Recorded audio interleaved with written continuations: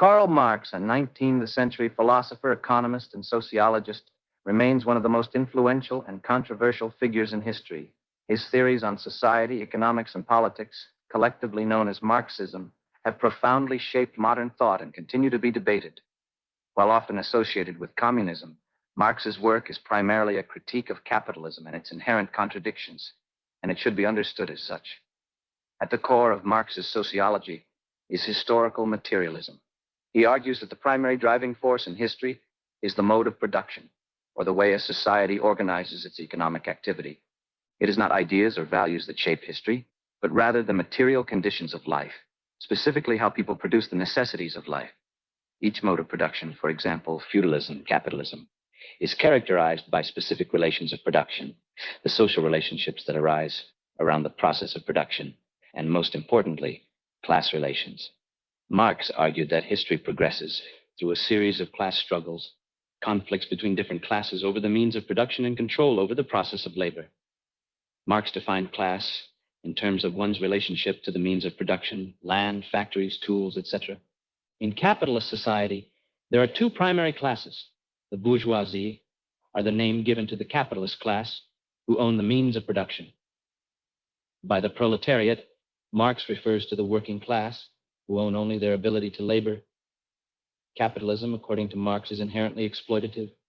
Exploitation occurs because the bourgeoisie extracts surplus value from the proletariat. This arises because labor power, like other commodities, is bought and sold in the market. However, labor power has a unique characteristic. It creates value. The capitalist purchases labor power at its value, or the cost of subsistence for the worker, but then uses that labor power to produce commodities worth more than the cost of that labor. This difference is the surplus value appropriated by the capitalist as profit. Capitalism, according to Marx, is inherently alienating. He argued that capitalism alienates workers in four main ways. First, alienation from the product of labor arises because workers do not own or control the goods they produce. The product becomes an alien object, existing independently of them, dominating them even. Workers also become alienated from the process of labor.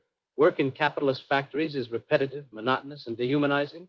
Workers do not have control over the production process and become little more than cogs in a machine. This separates them from the creative and fulfilling aspects of work. Thirdly, capitalism fosters competition among workers, undermining solidarity and collective action. Workers are pitted against each other in the struggle for jobs and better wages. They become alienated from each other. Finally, capitalism results in the alienation from species being, from our very human nature. Marx believed, as do I, that humans are inherently creative and social beings.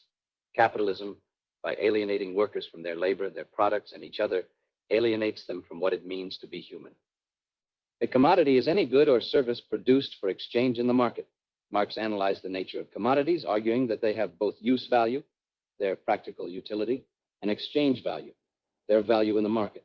He focused on exchange value, arguing that it is determined by the socially necessary labor time required to produce the commodity. Commodity fetishism is the process by which the social relations of production are obscured and commodities appear to have an intrinsic value independent of the labor that produced them. We focus on the object itself, its price, and its brand, forgetting the social relations and the exploitation embedded in its production. This fetishism mystifies the true nature of capitalist relations. Furthermore, under capitalism, labor power itself becomes a commodity. Workers are forced to sell their ability to work in the market, just like any other commodity.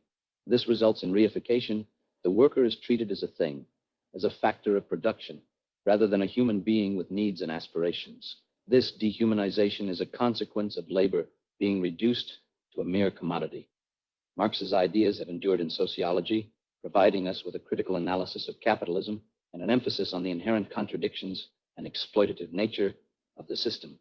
His concepts of historical materialism, class struggle, exploitation, alienation, commodities, and the commodification of labor offer a framework for understanding how economic structures shape social relations, individual experiences, and historical change. It is not a theory without flaw. His predictions about the inevitable collapse of capitalism have not come to pass, and his focus on material and economic forces remains limiting. Furthermore, popular debate about Marx and Marxism has become in many ways fundamentally detached from the ideas expressed in the work itself. Nonetheless, Marx's work continues to be relevant for understanding the dynamics of contemporary capitalist societies. In the ongoing struggles over labor inequality and social justice.